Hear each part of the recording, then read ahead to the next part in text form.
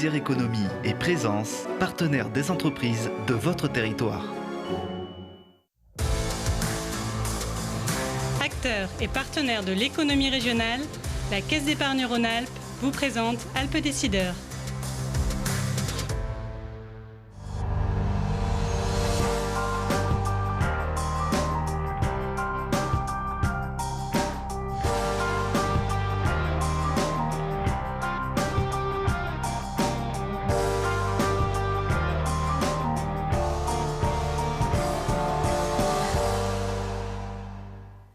Bonjour à tous, bonjour et bienvenue dans Alpes Décideurs, le mensuel économique de Télé Grenoble, le rendez-vous des chefs d'entreprise, des partenaires d'affaires ou tout simplement des curieux du monde économique.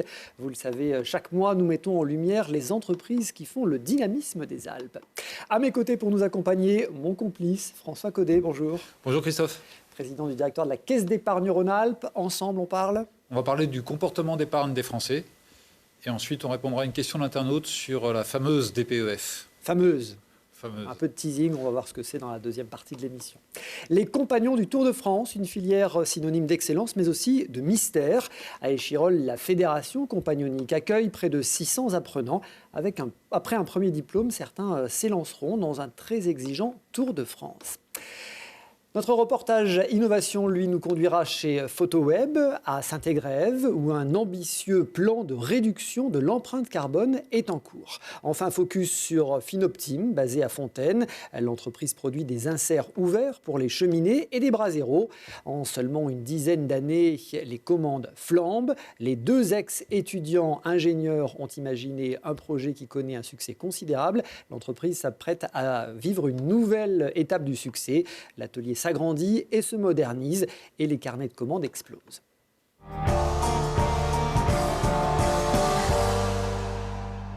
Les Français champions de l'épargne, c'est récurrent, mais les bas de laine sont bien garnis, certes, mais qu'en est-il en période plus compliquée, dans un contexte économique plus agité, ces derniers mois, marqués par une forte inflation, par des taux élevés? Est-ce que l'appétence pour l'épargne s'est maintenue, François ?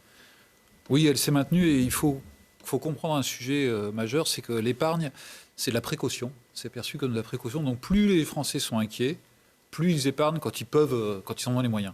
Il y a un indice de confiance des Français. Donc en moyenne, on dit que sur longue période, cet indice de confiance est à 100. En période Covid, il s'est effondré. Il est descendu à 98, même 82, qui est un niveau extrêmement bas. Donc plus on est bas, moins l'indice de confiance est élevé.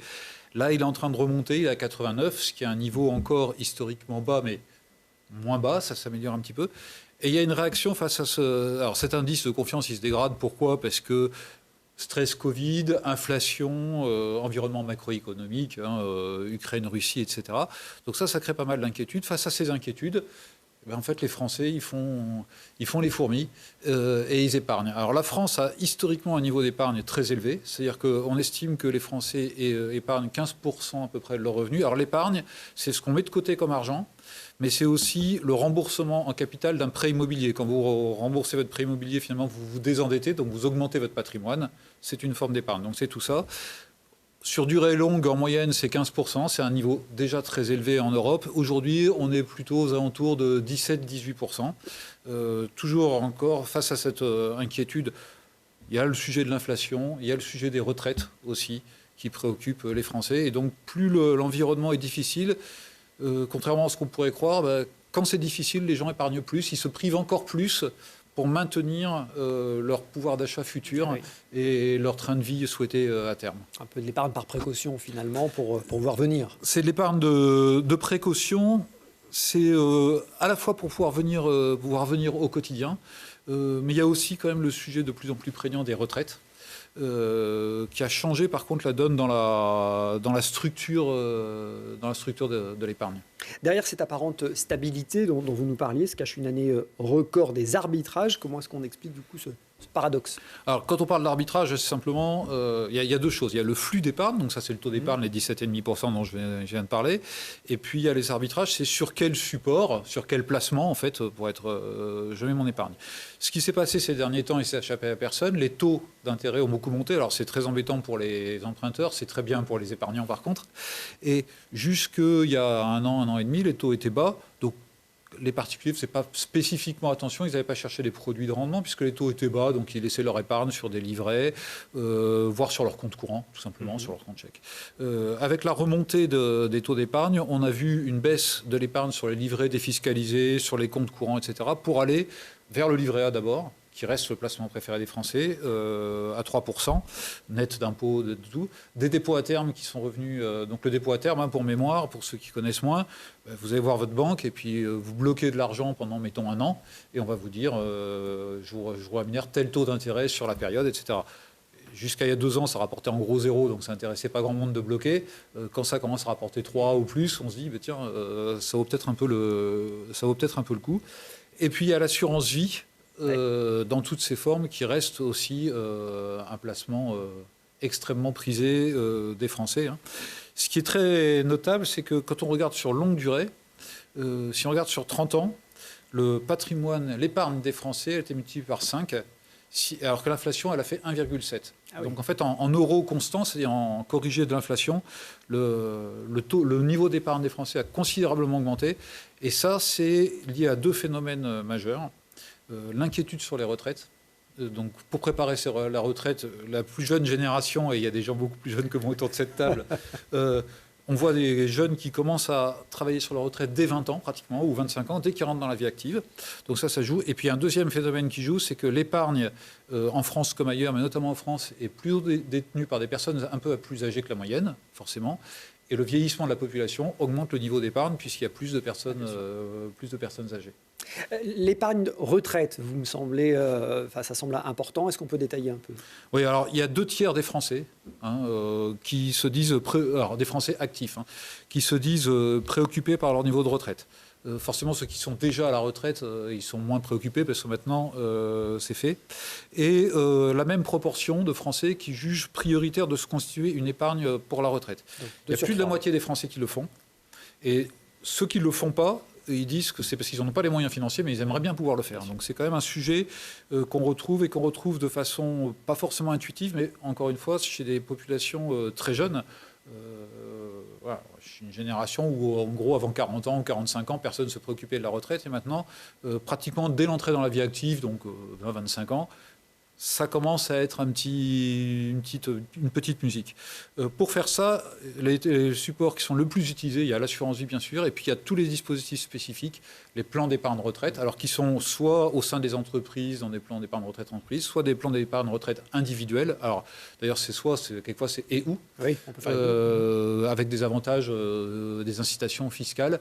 Et donc ça, c'est une partie de l'épargne qui grimpe énormément, puisqu'on a environ 10 millions de Français aujourd'hui qui disposent d'un plan d'épargne retraite, avec un peu plus de 100 milliards d'euros qui sont investis dessus. Et qui est de l'argent qui est aussi, faut se le dire, qui est aussi réinvesti. C'est les assureurs derrière qui gèrent ça. Avec ça, ils font plusieurs choses. Ils souscrivent des obligations d'État ou d'entreprise. Donc ça finance la dette publique, ça finance aussi les entreprises. Et puis ils souscrivent aussi des actions, des augmentations de capital. Et ça revient aussi refinancer l'économie, heureusement. Globalement, d'ailleurs, on peut dire que l'épargne ne dort pas dans les coffres des banques, mais sert à financer l'économie. C'est la règle. Pour une banque, je suis bien placé pour le savoir, si on a l'épargne, on paye des intérêts. Si on ne refait pas des prêts derrière, on paye des intérêts et on n'encaisse pas de produits d'intérêt. Donc évidemment, les banques transforment l'épargne en investissement et c'est bien notre rôle économique. Quelques indicateurs sur les perspectives là, pour 2024 ? Alors sur 2024, ce qu'on pense, c'est que le taux d'épargne devrait commencer à refluer un petit peu, c'est-à-dire à revenir à son pivot historique aux alentours de 15%. On commence à le voir. Il y a quelques indicateurs économiques qui sont des frémissements, comme on dit, qui commencent à être meilleurs. L'inflation, vous avez vu le dernier chiffre, elle se rapproche tranquillement des 2%, et en France et en zone euro. C'est important parce que ça veut dire que les taux devraient commencer à rebaisser, puisque l'objectif de la Banque Centrale Européenne, c'est 2% d'inflation, ni plus ni moins. Voilà. L'économie semble vouloir un tout petit peu redémarrer. Il faudrait que le chômage reste à des niveaux pas trop hauts, mais le chômage n'est plus la première préoccupation des Français. Donc voilà. Donc on pense que petit à petit, le niveau d'épargne devrait revenir aux alentours de 15% et rester assez massivement fléché sur des produits de retraite. Merci François. Je retiens un taux d'épargne plutôt stable, mais un encours global qui a été multiplié par 5 en 30 ans pour atteindre plus de 4 000 milliards en 2023.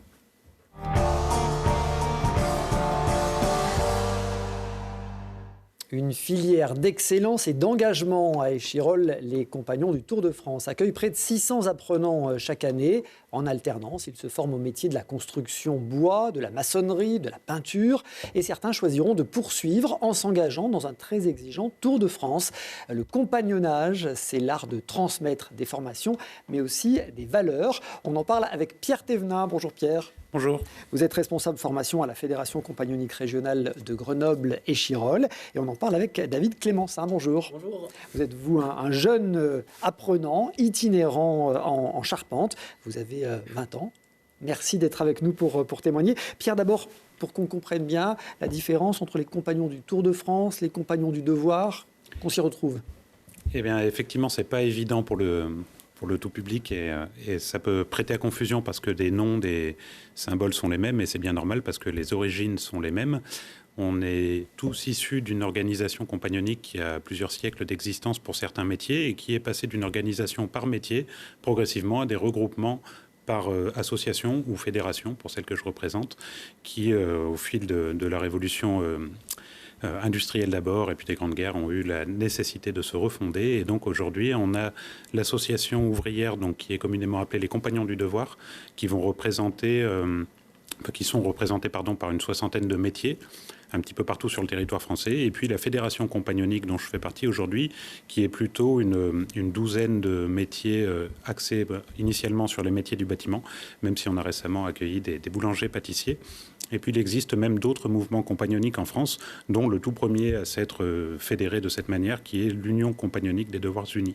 Alors vous avez raison de dire qu'effectivement, ce qui vous unit, c'est cette très très longue tradition. Alors on dit que ça remonte au Moyen-Âge, peut-être même avant. Oui.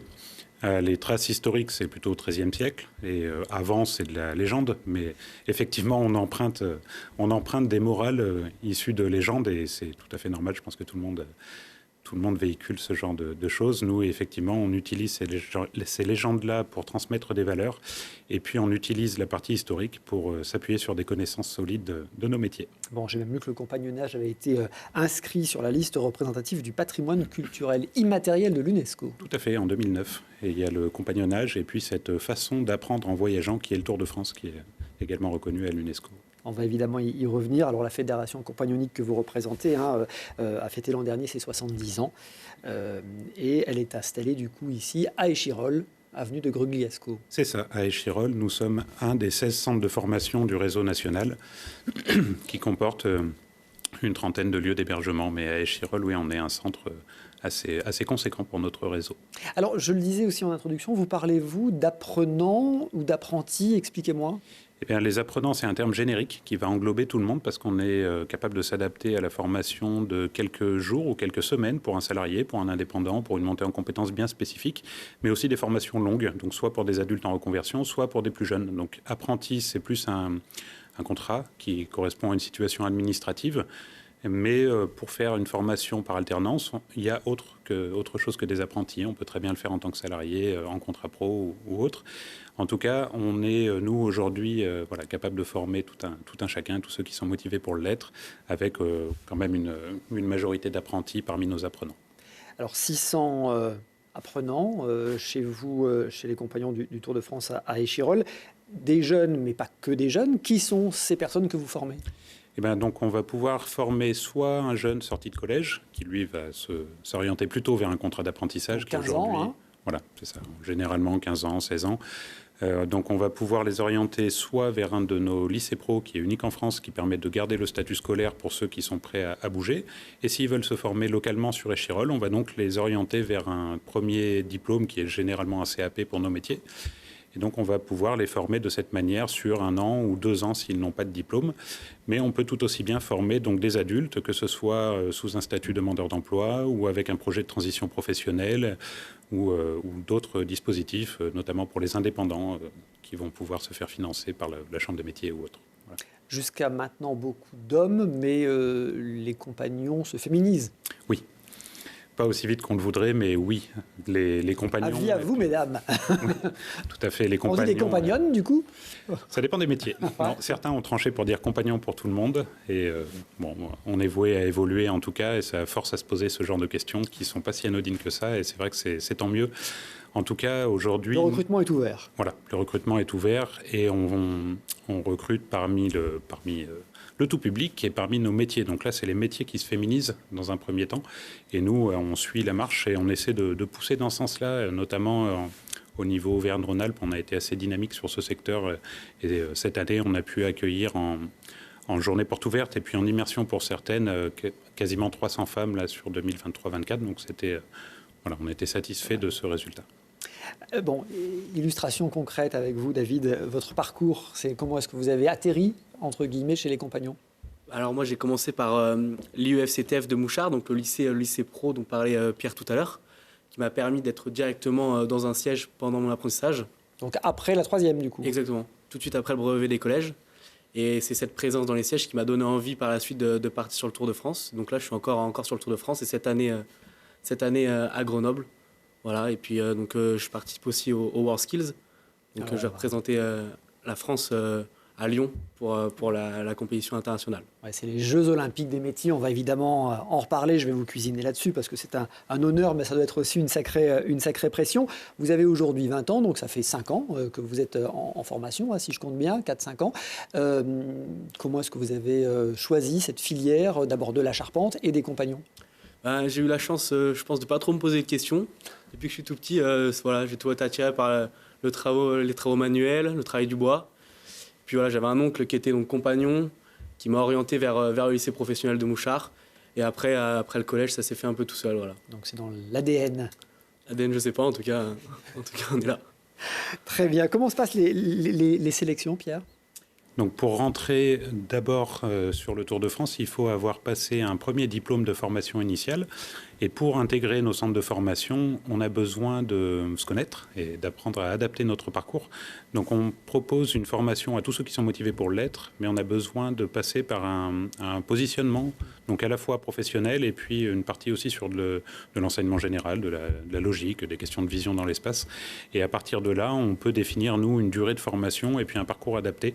Donc la première étape, ça va être d'aller sur notre site internet, où on va pouvoir faire une préinscription en ligne.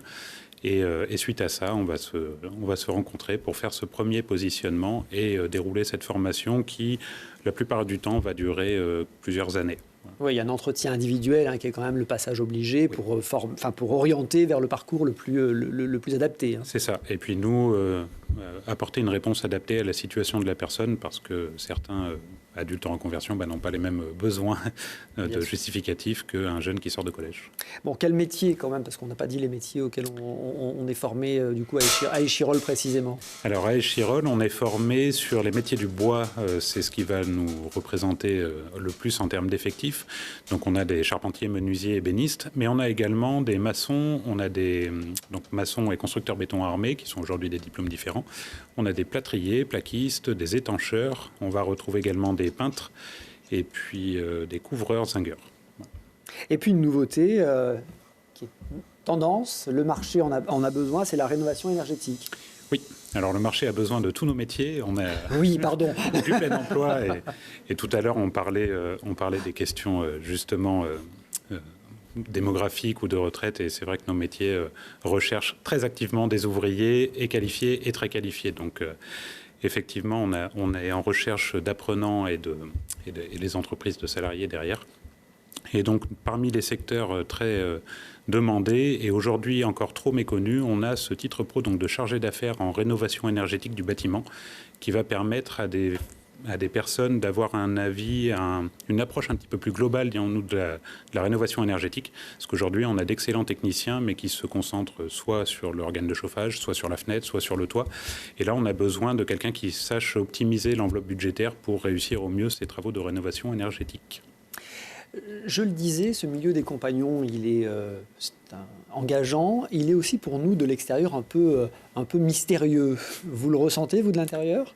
De mystère, non, pas spécialement. Après, il y a une certaine discrétion peut-être ou sobriété qui a été véhiculée pendant très longtemps parce que l'histoire de France nous a pas été toujours très favorable et qu'il y a eu des moments un petit peu plus complexes, on va dire, pour la jeunesse ouvrière en général. Et aujourd'hui, en tout cas, on a une vraie volonté d'ouverture et d'être connu et reconnu pour ce que nous faisons.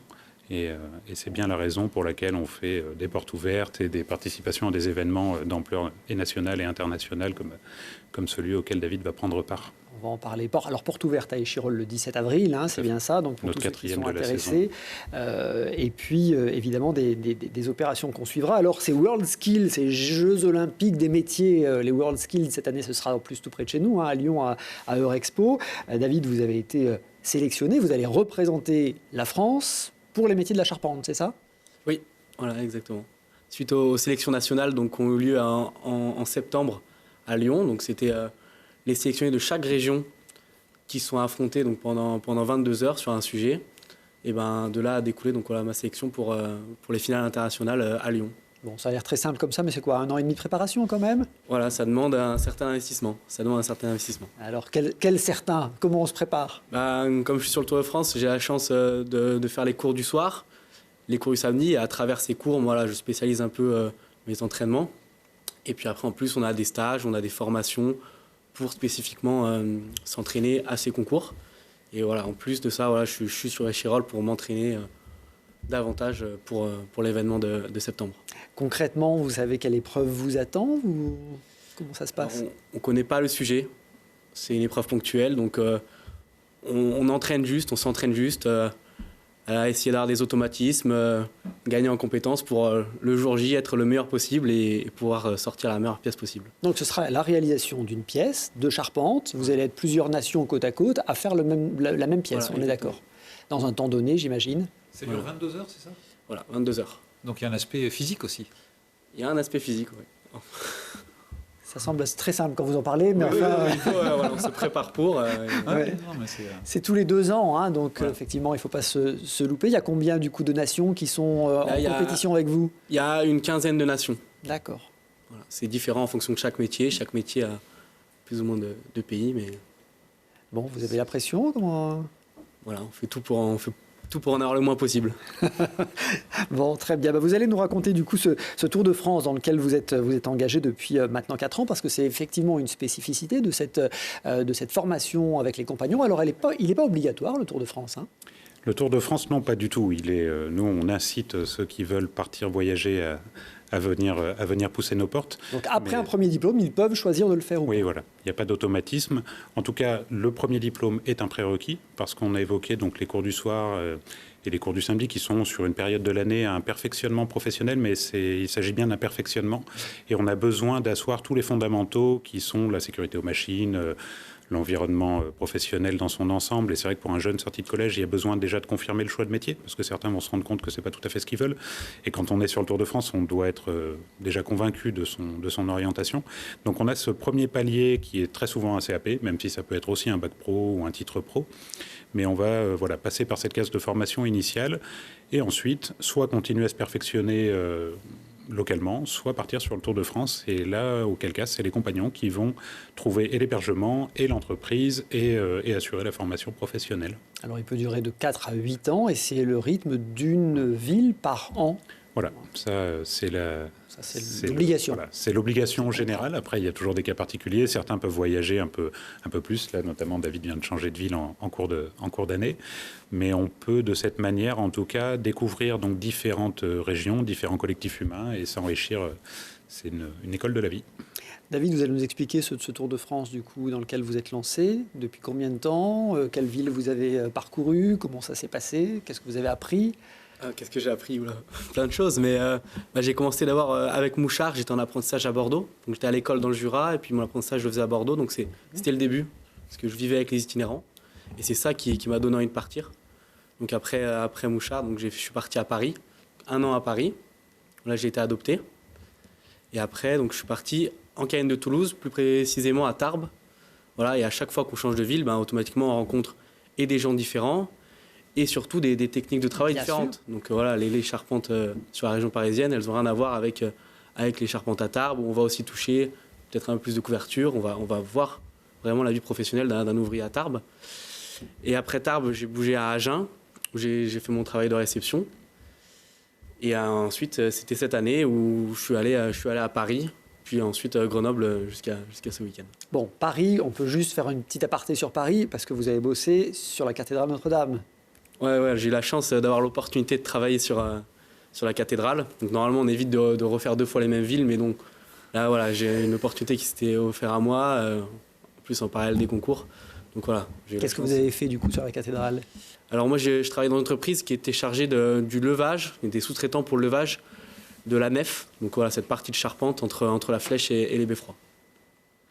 Passionnant. Alors vous avez évoqué votre adoption et votre réception, hein, c'est des niveaux dans la formation, hein, c'est des passages, des niveaux de passage, avec à chaque fois une maquette à faire, un chef-d'œuvre, c'est ça? Voilà. Qu'est-ce que vous avez fait du coup, vous, pour la maquette d'adoption et la maquette de réception? Alors la maquette d'adoption... Soyez un peu technique, là, qu'on comprenne votre métier. J'avais réalisé un tréteau à 3 pieds, avec donc, du trait de charpente qui mettait en avance le trait de charpente. Et pour ma maquette de réception, j'ai fait un escalier courbe avec des petites spécificités. Combien d'heures de travail?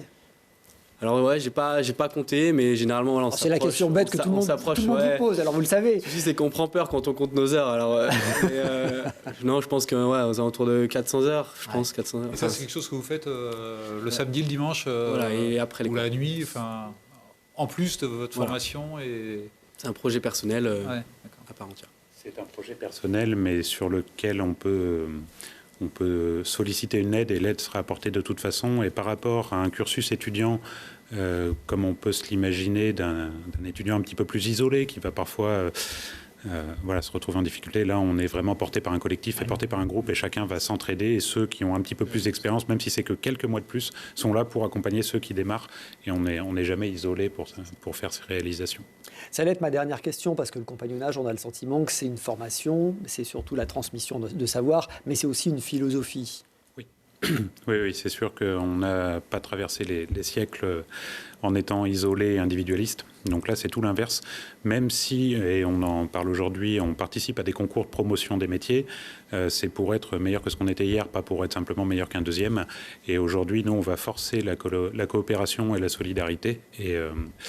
Et l'esprit de compétition entre itinérants est mal vécu. Bien et sûr. En général, on ne va pas très loin quand on a envie d'avancer tout seul. Un vrai partage de valeurs, vous le ressentez, ça? Ah oui, absolument. Et puis je pense qu'au fond, c'est ce qui nous fait rester dans le compagnonnage, parce qu'on part tous pour des raisons professionnelles, parce qu'on n'a pas encore découvert tout cet univers-là. Mais au final, on reste, on veut continuer dans le compagnonnage. Et ce qu'on retient, je pense, le plus, en fait, c'est cette vie en collectivité et c'est ces échanges de savoir entre plus anciens et plus jeunes. Merci. Oui. Non, je disais, et on reste effectivement longtemps parce que cette multigénérationnelle est très très riche.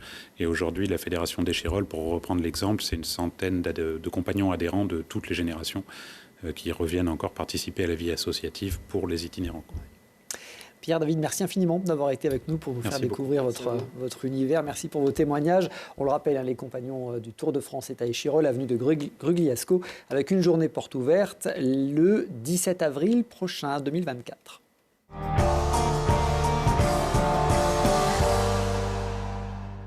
La responsabilité sociétale des entreprises peut prendre bien des formes. Exemple, chez PhotoWeb à Saint-Égrève, le numéro 2 en France de l'impression photo en ligne se lance dans un vaste projet afin de réduire son impact carbone. L'objectif est de le diviser par 2 d'ici 2030 en s'attaquant à la fois au process de fabrication, à la relation client ou encore au stockage numérique. Et pour expliquer sa stratégie à ses 220 collaborateurs, l'entreprise a totalement stoppé sa production l'espace d'une journée complète. Reportage. Les imprimantes ne tournent pas et les postes de travail sont vides. Ce jour, chez PhotoWeb, pas un cliché ne sera tiré.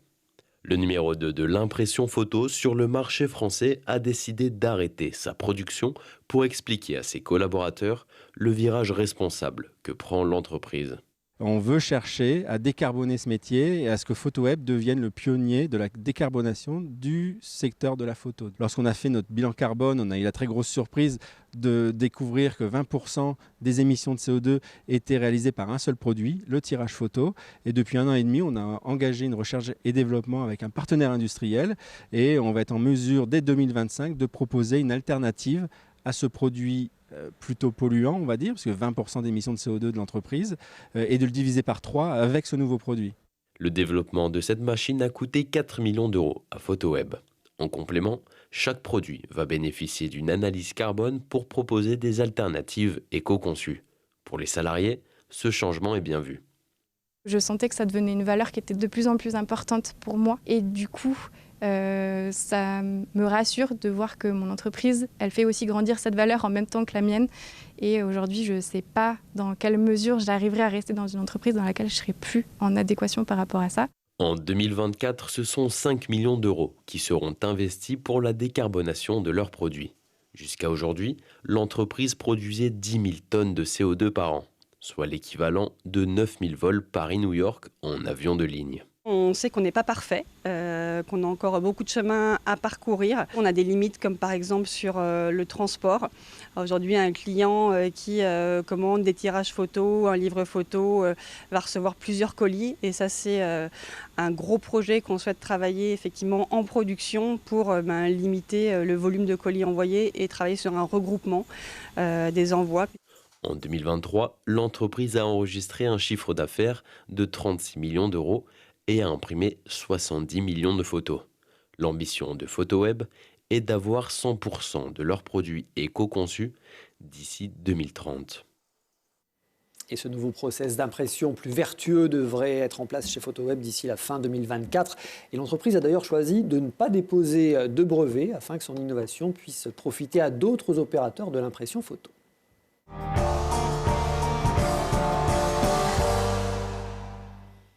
Vous le savez, Alpes Décideurs vous donne la possibilité de poser vos questions à notre expert. Écrivez-nous alpedécideurs@telegrenoble.net. Et aujourd'hui, on en vient donc à la question de Marin qui veut savoir ce qu'est ce fameux DPEF. Alors, la fameuse DPEF, c'est la déclaration de performance extra-financière. Donc, tous les mots comptent. Donc, c'est un document. C'est un document qui doit être produit par les entreprises, d'une part, qui font appel public à l'épargne, c'est les entreprises cotées, pour faire simple, et les entreprises fortement polluantes en théorie, donc des secteurs comme l'énergie, les transports, etc. Cette déclaration de performance extra-financière, c'est un peu, son nom le dit, c'est une déclaration que fait l'entreprise sur ses impacts, on va dire écologiques au sens large, ou ESG, c'est-à-dire quel impact elle a sur l'environnement, quel impact elle a sur le carbone, quel impact elle a aussi sur des sujets sociétaux, par exemple sa politique de recrutement, sa politique de sous-traitance, etc. Voilà, c'est ce qu'on appelle quelquefois l'ESG, environnement, social et gouvernance. C'est, passez-moi l'expression, je vais être un peu trivial, c'est comment l'entreprise s'organise pour faire le plus propre possible à tout point de vue, ou progresser. C'est un document qui est extrêmement important pour les grandes entreprises parce qu'il intéresse beaucoup et de plus en plus les grands clients, les fournisseurs, les collaborateurs et les grands clients sur les grands appels d'offres. Souvent maintenant, des collectivités ou des grandes entreprises font attention à ce que leur prestataire soit le plus green possible. Et ça intéresse même au bout du bout de plus en plus les analystes financiers en se disant, ou les investisseurs, en se disant finalement si une entreprise est trop polluante, fait attention à rien, son avenir est quand même compromis, donc est-ce que je vais investir dans cette entreprise ? Donc et c'est tant mieux d'ailleurs, il y a un écosystème qui se nourrit en étant, plus on est vertueux, plus on peut dire qu'on est vertueux, et si on est vertueux, ça permet de gagner des marchés et des investisseurs, et ça fait boucler une boucle assez saine. Donc c'est la déclaration de performance extra-financière, elle est publique. Donc, si vous voulez aller voir la DPEF d'une entreprise cotée, vous allez sur le site de l'entreprise et c'est un document annuel que vous trouverez. La DPEF qui contribue donc à renforcer la confiance. Si exactement. Bien, notamment. Merci François. Si vous aussi vous voulez interroger notre expert, écrivez-nous alpedécideurs@telegrenoble.net.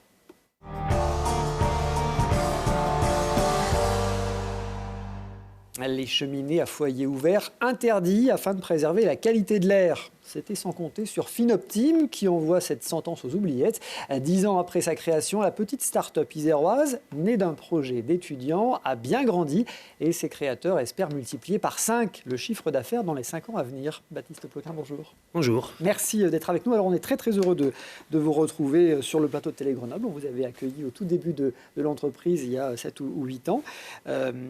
Et que de chemin parcouru en 10 ans. Alors on va rappeler que Finoptime, c'est un projet d'étudiants ingénieurs au départ. Oui, c'est ça. C'était à Grenoble INP. On terminait nos études et on avait un projet de fin d'études à réaliser. Avec David Lépiné, il faut qu'on le cite quand même. On va le citer, David, mon associé. Et donc, on a pensé à comment améliorer les cheminées à foyer ouvert. Donc, c'était déjà le sujet il y a 10 ans. C'est toujours le sujet aujourd'hui.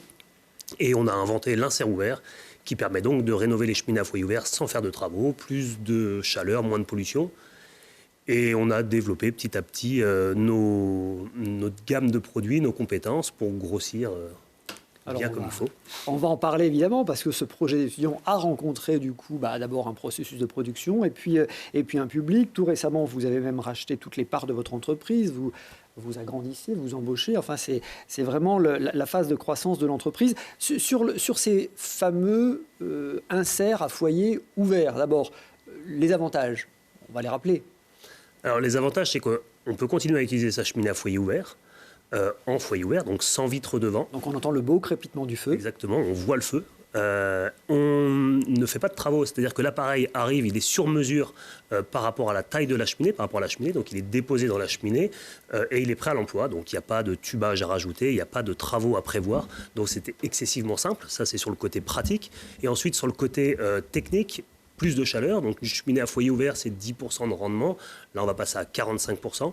Donc on met moins de bois pour chauffer plus, pour être clair. C'est ça, et on va diminuer la pollution de 80%. Et la pollution, c'est les particules fines notamment, qui sont importantes dans les agglomérations, et donc on diminue ces particules fines issues de la combustion du bois. Parce qu'il y a un système effectivement qui permet de rebrûler les fumées, c'est ça. Oui, c'est ça. C'est un système de post-combustion donc, qui permet de rebrûler toutes ces particules fines et tous ces gaz imbrûlés. Bon, alors comme au téléshopping, on va voir le témoignage d'un consommateur. François. C'est vrai que c'est pas le hasard, mais je suis utilisateur depuis bientôt 1 an. Je viens d'apprendre ça. Et je confirme que c'est extrêmement simple, ce qu'on se disait tout à l'heure, à installer. On le pose dans sa cheminée, on met ses bûches, on allume par le dessus, ça j'ai appris ça, et ça marche tout de suite et c'est très agréable. Et ça chauffe mieux ou pas quand même? Et ça chauffe mieux. Alors la pollution, elle se voit pas, mais là on fait confiance. En tout cas, la chaleur est là. La chaleur est là. Bon, dispositif design en plusieurs dimensions, sur mesure, qui a vite rencontré son public, je le disais. Les amoureux des feux de bois qui crépitent ont évidemment tout de suite adhéré, sans pour autant polluer, puisque c'est la règle désormais. Je vous propose de comprendre un peu mieux avec ce reportage. Chaque année, 48 000 décès seraient dus à une pollution aux particules fines. Ces émissions proviennent principalement des appareils de chauffage domestiques. Alors pour l'entreprise Finoptime, il était important de remédier à ce phénomène en créant une cheminée alliant savoir-faire traditionnel et technique de pointe. De cette étincelle est né l'insert ouvert. Leur innovation, placé directement dans la cheminée, il est capable de baisser de près de 80% des émissions tout en chauffant 4 fois plus une pièce. On travaille sur les technologies pour pouvoir améliorer la combustion du bois, la partie circulation de l'air qui est très importante chez nous, la convection et qui fait qu'on rebrûle les particules fines notamment pour diminuer drastiquement ces pollutions. Une technologie qui utilise une double combustion grâce à des tubes passant sous les foyers qui réchauffent l'air puis le restituent juste au-dessus de la flamme. L'entreprise ne se contente pas seulement de repenser les cheminées, elle propose aussi des brasseros et des planchas, des produits très design et contemporains pour s'adapter à chaque foyer, avec toujours un système unique et moins polluant. Donc la vertu de ces appareils-là, c'est bien qu'on les utilise au bois et l'idée c'est qu'il y ait assez peu de fumée et donc assez peu de pollution. C'est ici, dans cet atelier à Fontaine, que Finoptime conçoit, crée et assemble ses produits. Chaque année, l'entreprise produit près de 1500 cheminées, une création made in France et qui s'implante sur le territoire grenoblois. Notre objectif, c'est aussi de s'inscrire dans le tissu social local, d'embaucher des gens qui sont du territoire. Je suis en train de fabriquer le cœur de chauffe du flamand quartz. Du coup, là, c'est les sous-ensembles. Et je fais le haut et le bas. Là, je fais des petits points, je les ensemble, après je vais faire les soudures, intérieur, extérieur. Pour l'achat d'un insert ouvert, il faut compter entre 2 200 € et 4 500 selon les dimensions. L'entreprise a reçu de nombreuses récompenses pour leur gamme de produits, notamment la médaille d'or du concours Lépine en 2017 pour leur cheminée métallique, ou encore le label Observe Design en 2019 pour leur brasseros. Baptiste, la fabrication est quand même très artisanale finalement. Ah oui, en fait, nos produits sont low-tech. L'idée, c'est de rester dans cette démarche-là. Donc, tout est fabriqué à la main, assemblé à la main. Alors, bien sûr, on a des machines, mais on reste sur de l'artisanat. Même la sous-traitance, d'ailleurs, est quasiment très locale. C'est dans notre philosophie depuis le début, c'est-à-dire fabriquer en France au maximum. Bien sûr, il y a des choses qu'on n'arrive pas à faire fabriquer en France, donc on les achète un petit peu en Italie, on achète de la peinture à l'étranger également. Pour autant, dès qu'on a un sous-traitant, la facilité de communication notamment, c'est de l'avoir à portée de main, si je puis dire. Donc le plus loin va être Mâcon, je dirais. Donc, et sinon, Voiron, et sinon sur le territoire. Bon, ce qui permet aussi d'ailleurs de bien gérer toute la chaîne et de tenir les délais de livraison, parce que c'est important aussi on essaye, de promesses clients. Un chiffre d'affaires de 3 millions, je le disais, l'objectif c'est de le multiplier par 5 quasiment dans les 5 ans qui viennent. Ça veut dire que le marché est là. Vous avez beaucoup profité ces dernières années alors de la crise Covid et puis évidemment du renchérissement des coûts de l'énergie. Exactement. Donc, la crise Covid, la conséquence, c'est que les clients, les particuliers étaient chez eux, donc ils ont investi davantage dans leur habitat, en remettant en marche une cheminée, en voulant faire de leur maison un cocon. Et donc c'est ça qui a lancé, si je puis dire, l'insert ouvert. Et puis la guerre en Ukraine a augmenté drastiquement les prix de l'énergie. On a eu peur d'une pénurie d'énergie, donc on a cherché à avoir d'autres moyens de chauffage notamment, en réhabilitant le bois davantage. Et là, l'insert ouvert, en août 2022, ça a été le vrai lancement, le vrai gros lancement de cet appareil. Vous l'avez senti dans la croissance de l'entreprise, ça? Ah oui, puisque avant Covid, on faisait 600 000 euros, donc en 2019, de chiffre d'affaires, et 3,3 millions en juin 2023, donc ça montre une certaine croissance. Aujourd'hui, 24 collaborateurs. Là aussi, vous avez beaucoup embauché ces 2 dernières années. Hein. Oui, alors, suite à l'augmentation du prix de l'énergie, on a eu beaucoup de commandes et il a fallu recruter rapidement. C'est pas facile de recruter. Une fois qu'on avait les gens, il a fallu les garder, les former, puis les garder, pardon. Et donc, on est passé de 10 à 24 personnes en 12 mois. Et là, on atteint un palier et on va continuer à se développer. On assiste là à la véritable montée en puissance d'une PME. Hein. C'est ça qui est passionnant. On ne parle plus de la start-up d'il y a 10 ans. On est vraiment sur la montée en puissance de la PME avec du coup des investissements. Hein. Le site de Fontaine, vous venez d'investir vous vous apprêtez à investir 2 millions d'euros sur ce site de Fontaine. Hein. Exactement. Donc, on a acheté le bâtiment. Là, maintenant, il s'agit de le rénover, de l'équiper. Rénover, c'est rénovation énergétique. Ça va être l'isolation, ça va être rénovation des bureaux. Ça va être équipement de panneaux photovoltaïques. On pourra en reparler après. Ça va être les achats de machines. Donc, une plieuse numérique qui est arrivée, une grenailleuse. Donc, des investissements importants pour faire en sorte que, quand on travaille chez nous, ce soit agréable aussi et qu'on puisse être le plus performant et viser l'excellence tout le temps. On le disait dans le reportage, 1400 appareils produits chaque année, en 2023 en tout cas. L'objectif, c'est 5000 envisagés dans les 5 ans. Donc le carnet de commandes est plein. Alors, pas tout à fait, pour être franc, mais c'est en bonne voie, puisque là, on est au mois de mars, donc on est à la sortie de l'hiver, à l'entrée de l'été. Nous, on fait des produits d'été.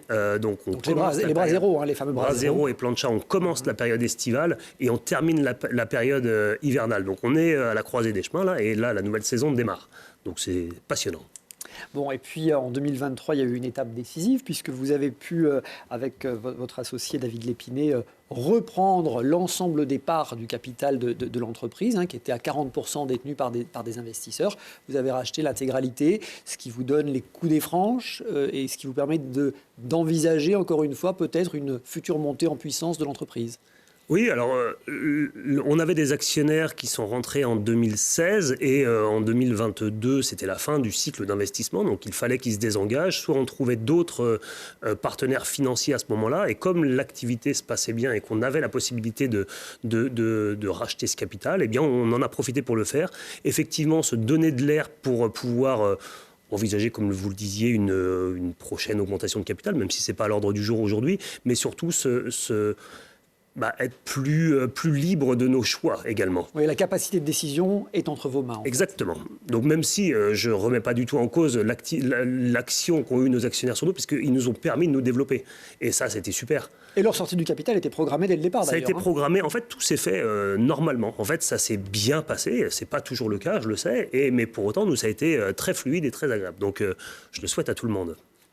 Moi, je suis assez Marqué par l'exemple, au-delà du fait de mon expérience client qui est très positive, mais ça montre quand même que quand on a une bonne idée, en fait au départ, on dit toujours produire en France c'est cher, c'est compliqué, sauf si on a une idée, une vraie valeur ajoutée technique en l'occurrence. Vous dites que c'est low-tech, mais c'est pas low réflexion derrière, et je trouve que c'est quand même très encourageant de se dire que voilà, avec un peu de jus de cerveau et d'initiative et puis de courage, parce qu'il faut y aller. Il y a encore de la place pour créer de belles structures. Puis 24 emplois, puis c'est des emplois directs, parce que quand vous dites que vous faites des travaux, des aménagements, etc., ça va faire bosser d'autres entreprises du coin. Donc ça contribue à un écosystème très positif. Donc bravo. Merci. L'avenir, alors bon, aujourd'hui il y a des revendeurs en France, 80 revendeurs, 120 envisagés d'ici la fin de l'année. Et puis, on vous pose la question évidemment du développement futur. Le marché international, est-ce que vous y pensez ? Oui, on y pense. On revient d'Italie fin du mois de février, justement, sur un gros salon. Donc, on a des touches sur l'Italie, sur la Suisse, sur l'Allemagne, sur la Belgique, enfin, sur les pays limitrophes. On vise principalement ces pays limitrophes parce que, en fait, on est à Grenoble, on est au centre, et que j'aille à Brest ou que j'aille à Rome, finalement, c'est la même distance. Donc, si on fait ce cercle-là, on peut viser assez loin, déjà, et sur une population assez importante, sur un pouvoir d'achat qui est là également. Donc, on parlait du fabriqué en France, ça a un certain coût, donc on est obligé de viser des gens qui ont un certain pouvoir d'achat. Et donc, déjà, quand on aura fait ce grand cercle et atteint ce grand cercle, on aura déjà fait un bon parcours. Ouais, ce développement, il est aussi réfléchi précisément en imaginant cette vertu sur l'impact environnemental. D'ailleurs, Finoptime est engagé dans la CEC, la Convention des entreprises pour le climat. Exactement. Donc l'année dernière, on a fait ce choix-là. Alors, on a fait le choix de matérialiser cet engagement, puisqu'en fait, depuis 10 ans, on est engagé sur ça. Nos produits diminuent les pollutions, on fabrique en France. Donc déjà, on a cette logique-là. Low-tech, qu'est-ce que ça voulait dire pour rebondir sur ce sujet ? C'est qu'il n'y a pas d'électronique dedans. Il y a eu une crise des microprocesseurs, il y a quelques temps. Et en fait, nous, on n'en a pas dans nos produits. Donc, on n'avait pas ce problème-là. Et c'est tout ce point-là. Mesurons l'impact qu'a chaque produit. Donc, on est en train de faire ça. L'impact qu'a l'entreprise sur le territoire, sur l'environnement. L'impact négatif, on parlait de la pollution et tout ça, mais l'impact positif aussi sur la création d'emplois. 24 emplois directs. Combien indirects ? Je suis bien incapable de le dire. On transporte nos produits avec des camions, donc quel impact ça a ? Et donc tout ce point-là, pour nous, c'est quelque chose de très important. Pour pouvoir agir, il faut savoir mesurer. Et donc là, on est dans cette démarche-là de pouvoir mesurer et après prendre les décisions qui vont se présenter à nous, quoi. Quel beau parcours, hein. Oui. Tout ça en 10 ans. C'est très bien d'avoir rejoint la CEC. Je crois que c'est assez exigeant. Enfin, on parlait des DPEF tout à l'heure. Ouais. C'est assez exigeant, mais je pense que c'est aussi un très bon stimulus.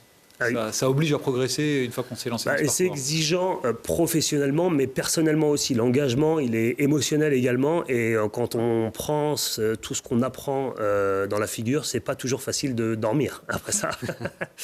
Donc, faut agir.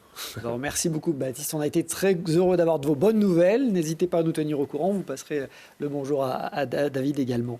Merci d'avoir témoigné en tout cas. Merci à vous. Et longue vie à Finoptime. Merci François Codet d'avoir été avec nous. Merci à tous de votre fidélité. Vous pouvez bien sûr voir et revoir Alpes Décideurs sur notre site internet télégrenoble.net. À très vite.